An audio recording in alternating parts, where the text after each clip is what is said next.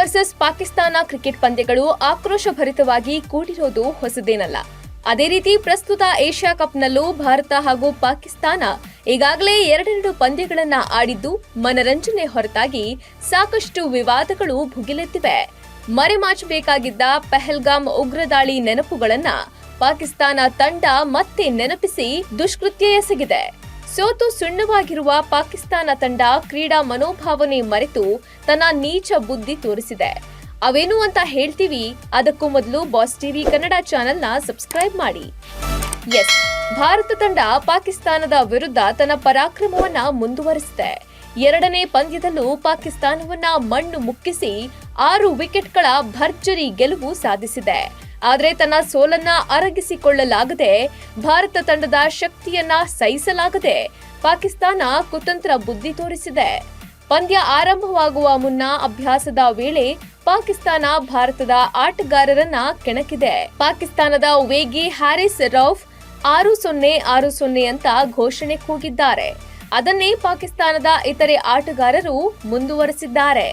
Pahalgam terrorist attack ನಂತರ operation Sindoor ವೇಳೆ ಪಾಕಿಸ್ತಾನ ಭಾರತದ 6 ಫೈಟರ್ ಜೆಟ್ಗಳನ್ನ ಹೊಡೆದುರುಳಿಸಿದೆ ಅಂತ ಹೇಳಿಕೊಂಡಿದ್ದು 6-0 ಎಂಬ ಘೋಷಣೆಗಳು ಅದಕ್ಕೆ ಸಂಬಂಧಿಸಿದ್ದು. ಪಾಕ್ ಆಟಗಾರರು ಬೇಕಂತಲೇ ಅದನ್ನ ಪ್ರಸ್ತಾಪಿಸಿ ಗೇಲಿ ಮಾಡಿದ್ದಾರೆ ಎನ್ನಲಾಗಿದೆ.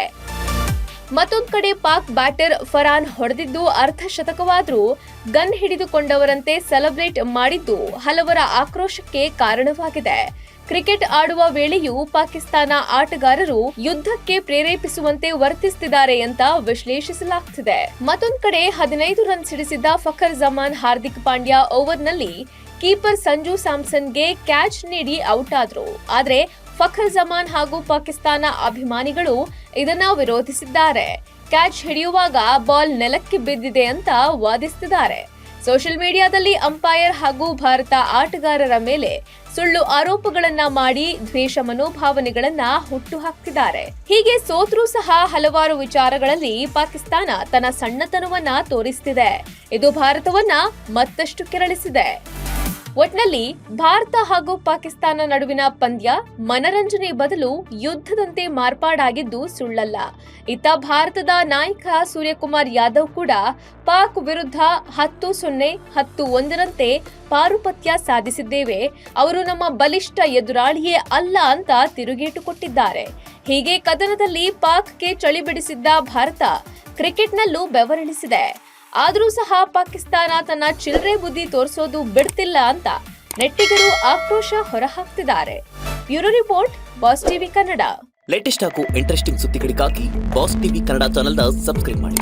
ಹಾಗೆಯೇ ಬೆಲ್ ಐಕಾನ್ ಪ್ರೆಸ್ ಮಾಡಿ. ಇದರ ಜೊತೆಗೆ ಫೇಸ್ಬುಕ್, ಇನ್ಸ್ಟಾಗ್ರಾಮ್, ಎಕ್ಸ್ ನಲ್ಲೂ ಮಿಸ್ ಮಾಡದೆ ಫಾಲೋ ಮಾಡಿ.